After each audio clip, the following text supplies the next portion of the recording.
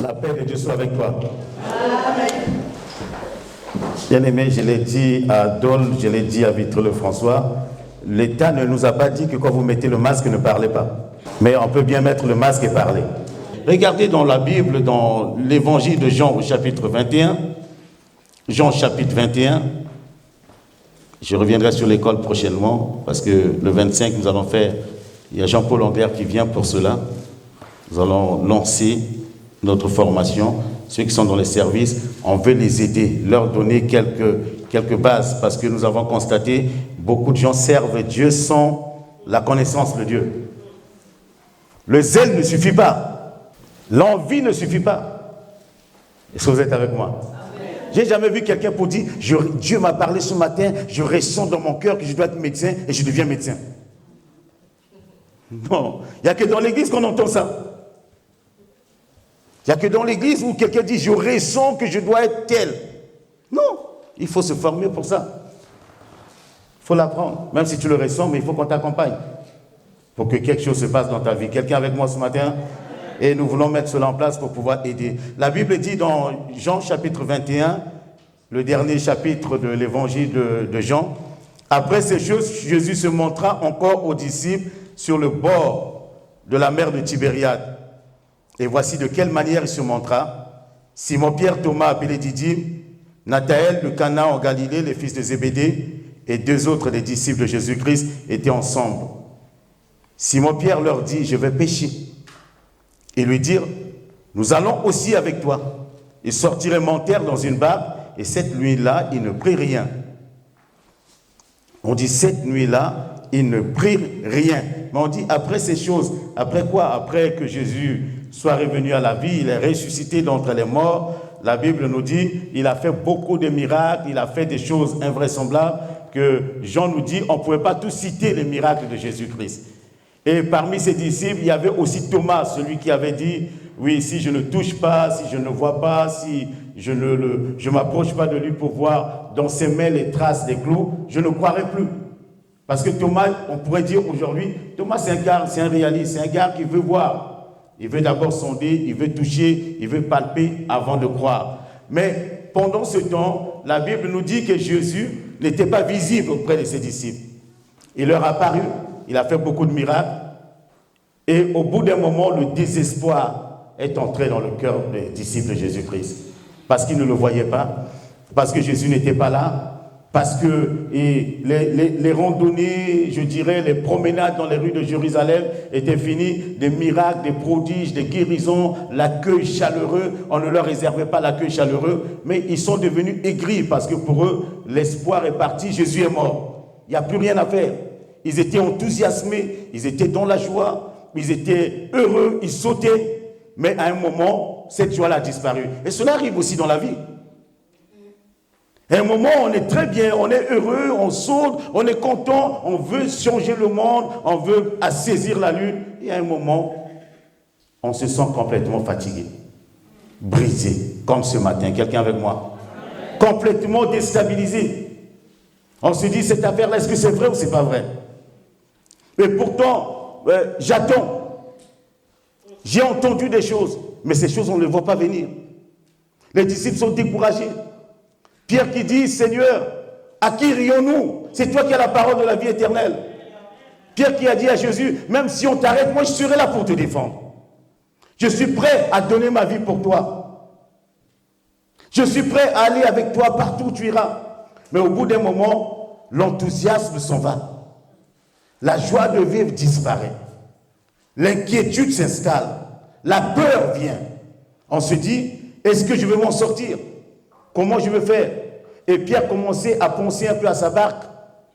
J'ai tout laissé, j'ai tout abandonné pour te suivre, mais comment je vais faire? Parce que les choses ne tournent pas comme je veux et comme je l'entends. À ce moment-là, Pierre a une stratégie. Il dit, avant que cela ne soit trop tard, il invite ses amis, il dit, moi j'ai envie de retourner à la pêche. Je vais retourner à des choses que je faisais hier. Quelqu'un avec moi ce matin? Je vais retourner parce que quand je le faisais, au moins j'avais un semblant de vie. Quand je vivais cela, j'avais un peu un sourire le matin, même si le désespoir venait le soir. Quand je le faisais, j'étais tellement heureux devant les gens, même si je pleurais dans ma chambre tout seul. Mais il faut que je retourne à la pêche. Cette affaire, je ne vois pas clair. Et les disciples, ceux qui étaient avec lui, les 6 personnes disent à Pierre, nous aussi on veut aller avec toi. On va aller pécher. Mais la Bible déclare dans Matthieu chapitre 4, le verset 19, Jésus leur a dit, suivez-moi, je ferai de vous des pécheurs d'hommes. La vie de pêche, c'est fini. Je vous amène à une autre vie. Je vous amène à d'autres dimensions. Je vais vous amener à un niveau élevé. J'ai un projet pour vous. J'ai un plan pour vous. Faire de vous des leaders en Jérusalem et partout dans le monde entier. J'ai un projet pour vous. Vous recevrez une puissance. L'Esprit de Dieu sera sur vous et vous serez mes témoins. J'ai un projet pour vous. Non pas mon projet à moi, mais le Père a un projet pour vous. Arrêtez de pécher. Moi, je ferai de vous des pécheurs d'hommes. Je vous amène avec moi. Vous allez m'accompagner et vous serez des véritables leaders. Vous serez des modèles. Vous serez des exemples pour la nation tout entière. Avec des paroles comme ça, bien aimé, on laisse tout, on le suit.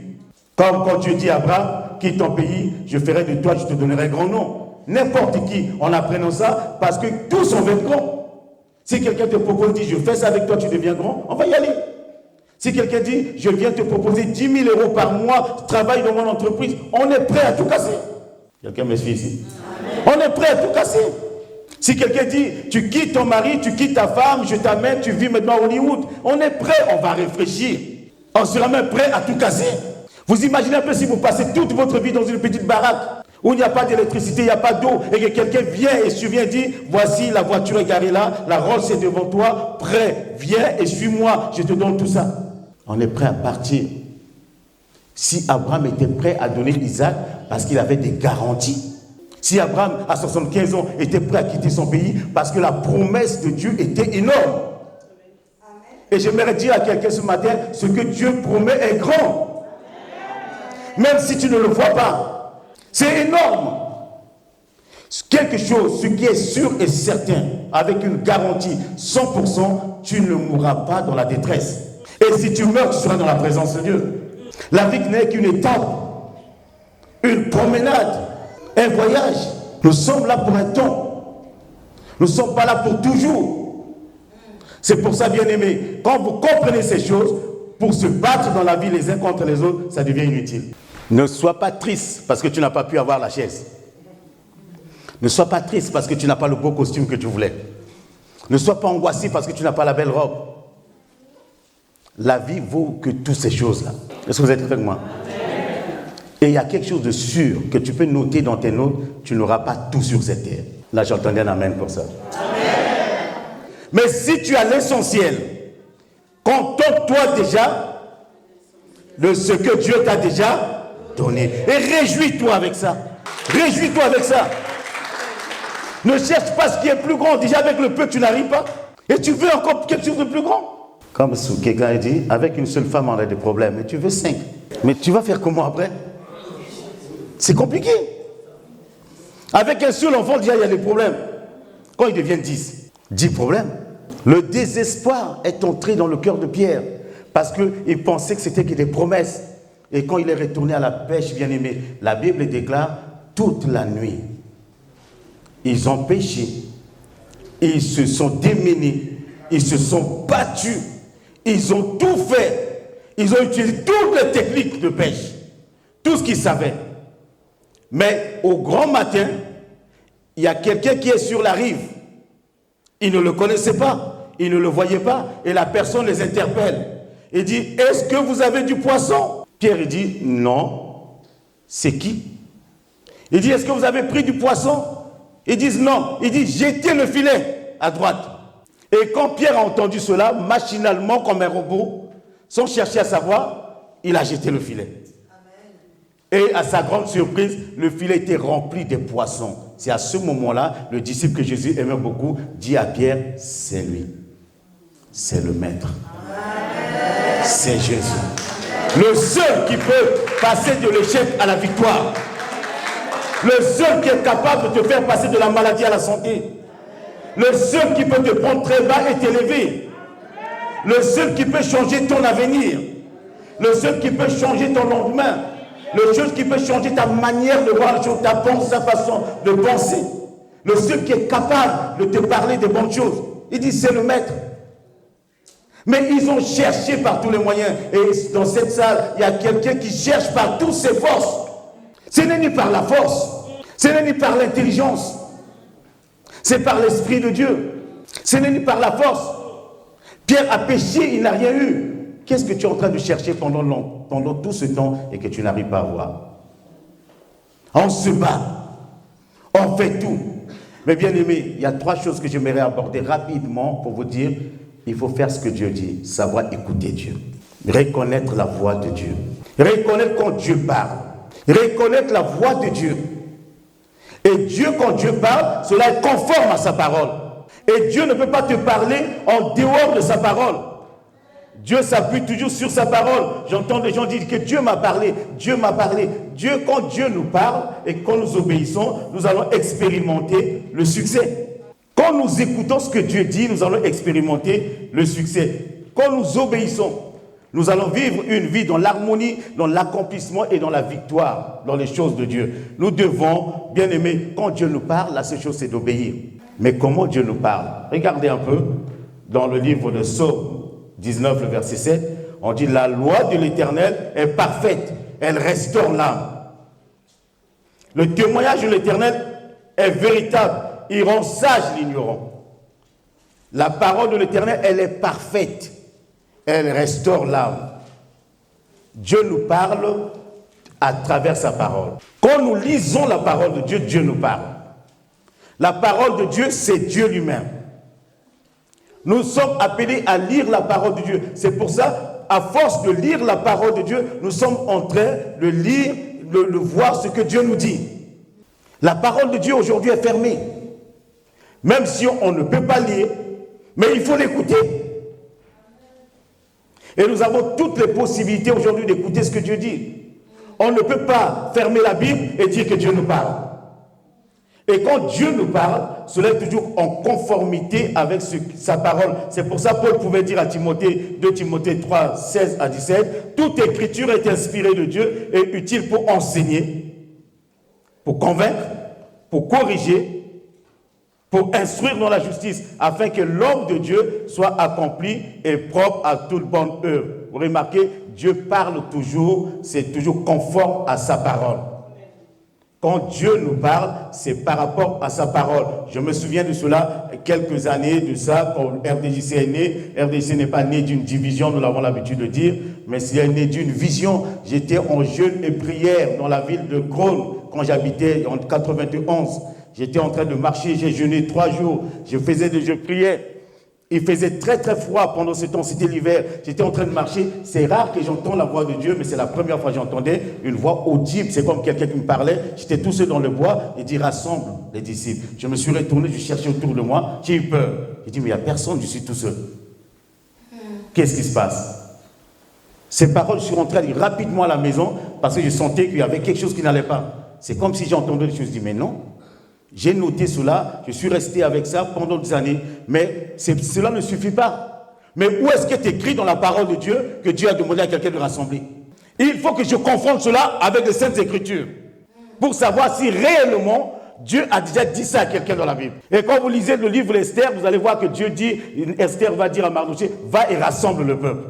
Parce qu'il y avait une tension, il y avait quelque chose n'allait pas. Parce que quand on dit de rassembler les gens, parce que les gens sont dispersés. Parce que les gens sont éparpillés. Et en ce temps précis où je parle, où l'église universitaire passe des moments de dispersion totale. Les gens sont dispersés par ici, par là. Les chrétiens sont éparpillés. Et le Covid n'est pas venu arranger les choses. Où les gens sont dispersés. Les gens qui étaient unis, étaient ensemble, mais on se disperse. Les familles se dispersent, les couples se dispersent. Tout le monde, même les amis vont se séparer. J'ai dit à quelqu'un, mais depuis quand les amis se séparent? On va devant quel juge? Même les amis intimes se séparent. Tout le monde se sépare. Et les gens sont prêts à la séparation. Quelqu'un m'écoute? Les gens sont très prêts à la séparation. Moindre chose, il n'y a pas ce qu'on appelle la tolérance. Mais l'amour, c'est ça qui nous permet de vivre ensemble. Il n'y a pas de tolérance. Aujourd'hui, si tu veux vivre bien avec les gens, fais attention à toi. Si tu veux rester longtemps avec les mêmes personnes, fais très attention à ce que tu dis, à ta façon de marcher, à ta façon de regarder. Le mieux serait de mettre des lunettes de soleil. Qu'on ne voit pas tes yeux, parce qu'on voit tes yeux et dit, il boude.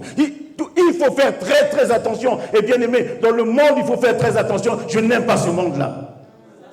Je vais être vrai avec les gens. Je vais être vrai dans ma maison. Je vais être vrai avec les gens. Je ne suis pas là à faire semblant.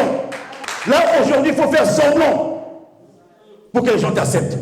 Et tout le monde essaie de faire semblant. Ce qui n'est pas vrai, il faut que tu l'acceptes pour que tu sois tranquille. Sinon, on te quitte. Quand quelqu'un a dit, je vais m'asseoir là, il faut que tu dis, merci, reste là.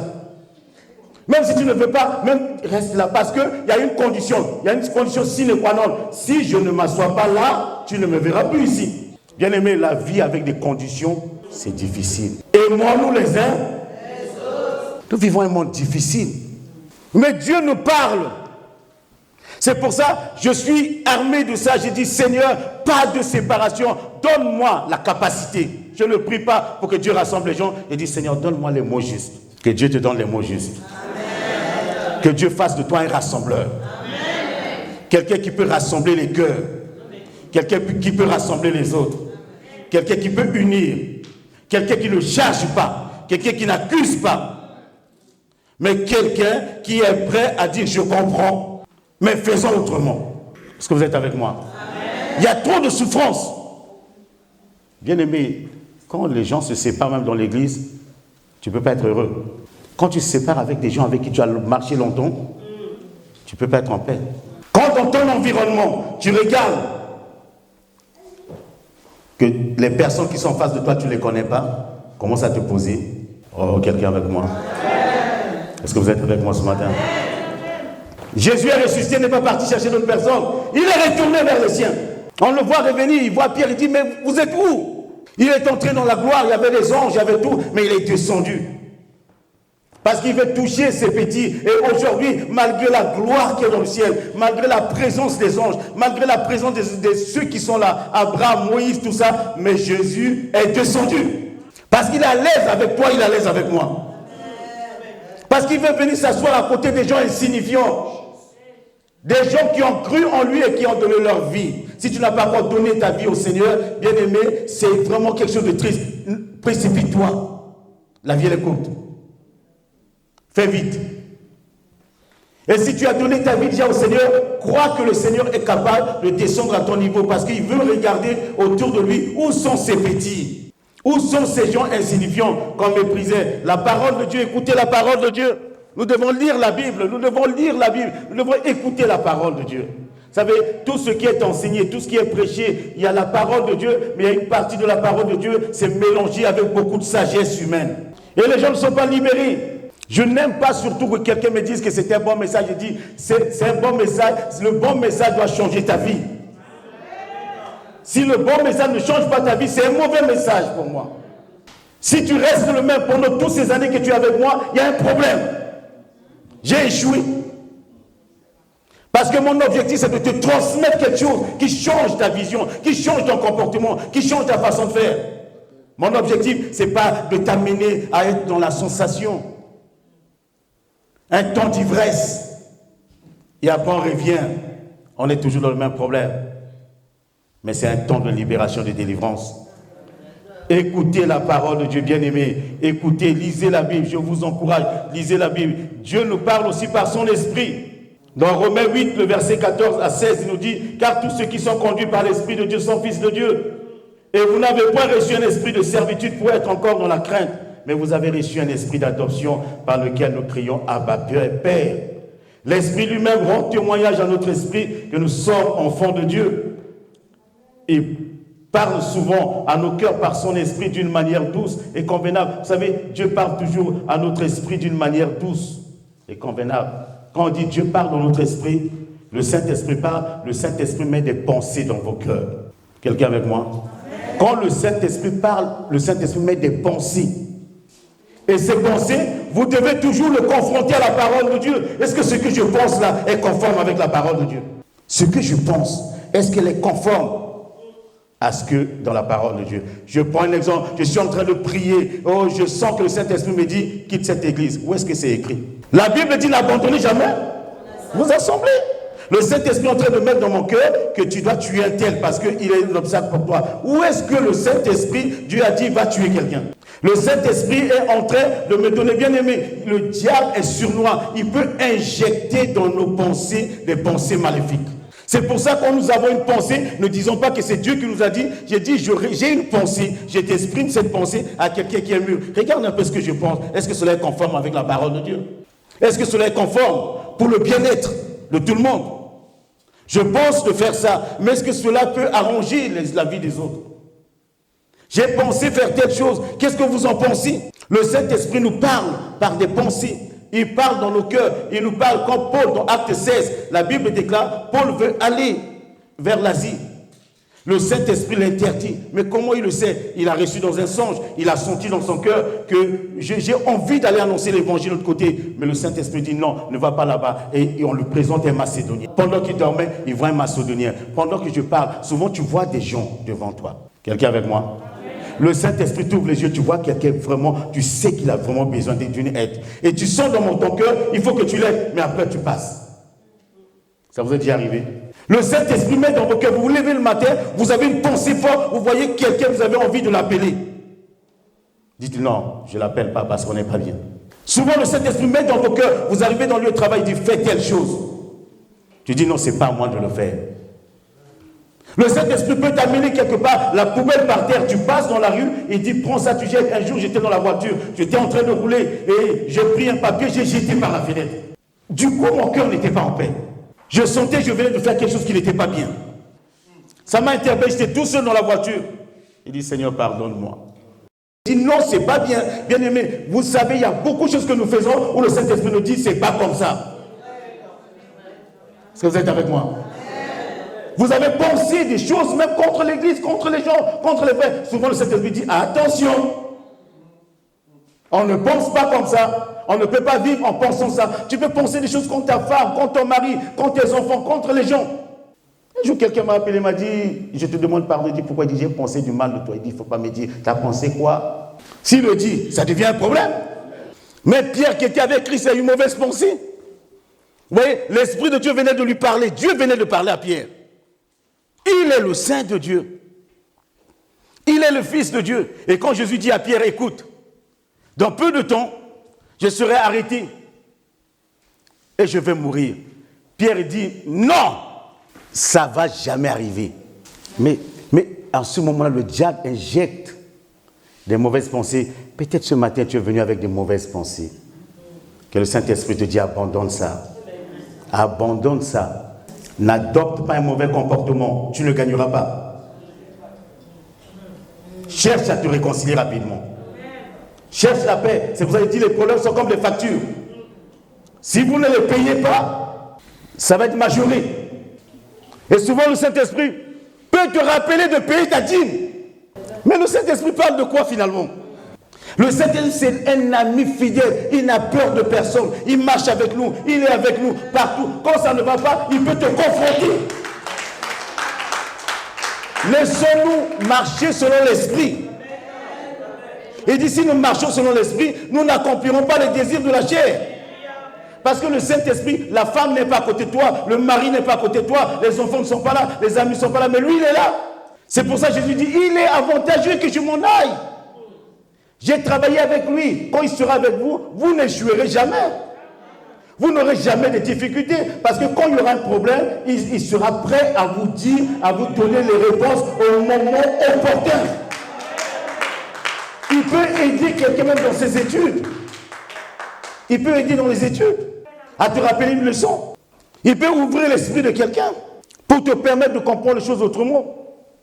Mais quand nous avons la parole de Dieu et nous laissons conduire par le Saint-Esprit, c'est pour ça que je dis bien aimé, ce sont les pensées, ce sont les choses qui viennent dans nos cœurs. C'est le Saint-Esprit qui parle comme ça. Le Saint-Esprit marche avec nous. Et le Saint-Esprit ne dira jamais quelque chose de mauvais contre quelqu'un. Le Saint-Esprit est très intelligent. Je ne peux jamais faire asseoir mon enfant pour dire à mon enfant un tel est sorcier. C'est selon sa maturité. Mais le Saint-Esprit parle à tout le monde, même les immatures. Oh, partout, les gens commencent. Un tel est sorcier, un tel est ceci, un tel. Mais c'est quoi? Est-ce que le Saint-Esprit peut amener le trouble, le désordre? Non! C'est un esprit constructeur. Il restaure les vies, il rétablit les gens, il met tout le monde d'accord. Et quand nous sommes tous animés par l'Esprit de Dieu, vous allez voir la vie extraordinaire. Oh, souvent il est arrivé, ça vous est déjà aussi arrivé, au même moment quand on est dans la voiture avec Yvette, ou on est à la maison, quand il veut me dire quelque chose, souvent je pense à la chose, elle me le dit. J'ai dit, mais c'est ce que je voulais dire. Quand vous êtes ensemble, le Saint-Esprit met une connexion entre vous. Vous communiquez, c'est pour ça qu'ils s'assemblent, se ressemblent. Quand nous prions tous, en vérité, le Saint-Esprit est capable de mettre une connexion entre nous. Ce que le frère va dire, tu vas dire, mais pasteur, mais c'est vraiment ce que je voulais dire. C'est vraiment ça que je voulais dire. Oui, amen à ta prière. Parce que quand tu veux dire quelque chose, quelqu'un le dit là-bas, tu dis amen. Parce que le Saint-Esprit est là. On ne peut pas vivre sans le Saint-Esprit. Et tu ne peux pas mener ta maison sans le Saint-Esprit. Il y a des fois, tu veux prendre une décision radicale, le Saint-Esprit dit les conséquences. Bien-aimés, avant de prendre n'importe quelle décision, regardez d'abord les conséquences. Que personne ne vous trompe. Toute décision est suivie des conséquences. Regardez d'abord. Et si vous voyez que vous risquez de détruire beaucoup de choses, arrêtez. Attendez une autre occasion. Quelqu'un avec moi ce matin? Dieu nous parle aussi par le biais d'autres personnes. Pas n'importe lesquelles. Dans Hébreux 3, le verset 13 nous dit « Mais exhortez-vous les uns les autres. Chaque jour, aussi longtemps qu'on peut dire, aujourd'hui, afin qu'aucun de vous ne s'endurcisse par la séduction du péché. » Vous savez, souvent, Dieu nous parle par les pasteurs, les prédicateurs, les enseignants. Il peut parler aussi par un membre de la famille. Il peut nous parler par des amis. Il peut aussi parler par des parents, mais tout simplement pour venir affirmer. Affirmer quelque chose ou encourager, ou voir nous avertir de quelque chose. Le Saint-Esprit peut parler dans ce sens-là. Vous voyez, dans Exode chapitre 18, le verset 13 à 23 nous dit « Le lendemain, Moïse s'assit pour juger le peuple, et le peuple se tient devant lui depuis le matin jusqu'au soir. Le beau-père de Moïse vit ce qu'il faisait pour le peuple et dit « Que fais-tu avec ce peuple ? Pourquoi sièges-tu seul et tout le peuple se tient devant toi depuis le matin jusqu'au soir ?» Il observe. Il n'est pas venu, c'est pas un donneur de leçons. Mais quand vous remontez un peu, vous allez voir, cet homme Jéthro, c'est vraiment un homme de Dieu. Quand il est arrivé chez Moïse, Moïse lui a expliqué tout. Parce qu'à un moment, Moïse a eu des problèmes dans sa vie. Le problème de Moïse, il était tellement dans l'activité, en faisant des choses, en refusant de s'occuper de sa maison, de sa femme, de ses enfants. Et Séphora, la femme, était tellement abandonnée parce que Moïse pensait qu'il faisait l'œuvre de Dieu. Et il a oublié les gens autour de nous. Bien, nous ne devons pas oublier les gens autour de nous. Est-ce que vous êtes avec moi? Amen. Nous ne devons pas oublier. Ce n'est pas parce que nous sommes chrétiens que nous oublions tout. Il y a des gens autour de nous qui ont besoin de notre attention, qui ont besoin de notre amour, qui ont besoin de notre présence. Il y a des gens autour de nous que nous devons veiller sur eux. Vous savez, c'est pour ça que je dis toujours à quelqu'un, les 3 secondes, comment vas-tu? Ta vie, c'est comment? Quand quelqu'un, sa vie n'est pas bien, vous savez, rien qu'à cette question-là, vous pouvez être embarrassé. Oui, Jéthro arrive, il voit Moïse dans un état complètement délabré, et cette histoire, vous pouvez le lire à la maison tranquillement. Et Moïse était en train de s'épuiser, Moïse n'était pas bien. Et Jéthro, qui est vraiment un homme de Dieu, Moïse avait beaucoup de considération. Bien aimé, ayez beaucoup de considération pour les personnes qui vous conduisent. Si quelqu'un m'écoute. Je répète ce que j'ai dit. Ayez beaucoup de considération pour ceux qui vous conduisent. Amen. De même qu'on demande aux enfants de respecter leurs parents. Parce qu'ils s'occupent de vous. Jéthro regarde Moïse. Comme Moïse avait de la considération, il dit, Moïse, ce que tu fais n'est pas bien. Moïse dit, mais je fais bien, je suis là. Il dit, non, tu vas t'épuiser. Que personne ne s'épuise ici, bien aimé. La vie épuise. Les soucis épuisent. Les souhaits, les choses qu'on espère. Beaucoup de gens sont épuisés parce qu'ils veulent à tout prix ça. Ne t'épuise pas. Économise tes forces. La vie, elle est courte, mais elle est longue. Il faut la gérer. Ne t'épuise pas sur quelque chose. Fais autre chose dans la vie. Même si Dieu t'a promis de faire quelque chose, de te donner une grande maison, mais pendant ce temps, essaye un peu d'arranger la maison de location où tu es. Est-ce que tu es avec moi? N'attends pas quand ce sera pour toi que tu arrangeras, tu ne l'auras pas. Même si Dieu t'a promis quelque chose, essaie d'aimer les gens autour de toi. Pense à faire le bien. Beaucoup de gens sont aigris parce qu'ils veulent à tout prix. Il n'y a pas d'autre chemin, ça ou non, rien, non. Bien-aimé, tu dois t'aménager. Tu dois essayer de faire des choses. De temps en temps, va au théâtre quand même. Ça va te détendre si l'église ne te détend pas. Regarde un match de football si ça peut te faire du bien. Va voir les amis. Sors. Discute avec les gens. Et Moïse était là. Jétro dit, tu fais pas bien. Heureusement pour Moïse, il y avait Jétro. Jétro peut lui parler. Dieu peut nous parler par les parents. Dieu utilise nos parents pour nous parler. Parce que Dieu sait ce sont nos parents. Est-ce que quelqu'un avec moi? Il n'y a pas de meilleures personnes au monde qui peuvent vraiment nous parler et qui veulent notre bien si ce n'est que nos parents. Les vrais parents, ils donnent toujours des bons conseils. Même si cela ne t'arrange pas. Même si cela bouscule tes habitudes. Même si tu penses qu'il est contre toi, il ne sera jamais contre toi. Ce qu'il te dit, parce qu'il est déjà passé par là, il sait très bien que tu fais une fausse route. Parce que son bonheur aussi dépend de ta réussite. Les parents disent toujours les bonnes choses. Malgré que je suis un vieux, mais quand je suis avec ma maman, souvent quand j'arrive, il dit, fais attention à toi. Il dit, maman, je suis assez grand. Il dit, ah non, fais attention. Tu ne connais pas. Ce n'est pas tous ceux qui sont autour de toi qui t'aiment. Il dit, oh non, c'est des potes, c'est des meilleurs. Il dit, non, mon fils. Mais c'est des bons conseils. Et Dieu peut nous parler pour nous avertir. Amen. Par nos parents. Et vous voyez tous les échecs. Les parents nous avertissent toujours. Attention à ceux-là. Attention à ces personnes-là. Attention, je ne vois pas clair dans ce que tu fais. Dans ton mariage là, attention. Le gars qui vient là n'est pas sincère. Mais comme l'amour est aveugle, mais Dieu n'est pas aveugle, Dieu est amour. Dieu voit. Fais attention. Et chaque fois qu'on est passé outre, tout un chacun, nous avons déjà vécu ça. Une expérience. Parce qu'il y a des gens importants qui nous ont dit des choses que nous avons refusées. Souvent dans l'église, fais attention. Tu viens, peut-être que ce n'est pas le pasteur qui te parle, mais souvent un message comme tu l'entends, on te dit de faire attention. Tes pensées sont mauvaises. Ton comportement n'est pas bien. Ton attitude n'est pas bonne. Fais attention. On dit non, le pasteur m'a visé. Mais oui, au moins le pasteur s'est bien visé. Mais si le pasteur rate tout le monde, c'est qu'il ne s'est pas visé. Mais au moins on peut dire que je sais viser. Et ça aide. Par les personnes autour de nous, dans l'église, ou un frère, que tu arrives, il te dit quelque chose. Oh, on lui a dit, non, souvent il y a des choses qu'on ne sait pas. Quelqu'un ne sait pas.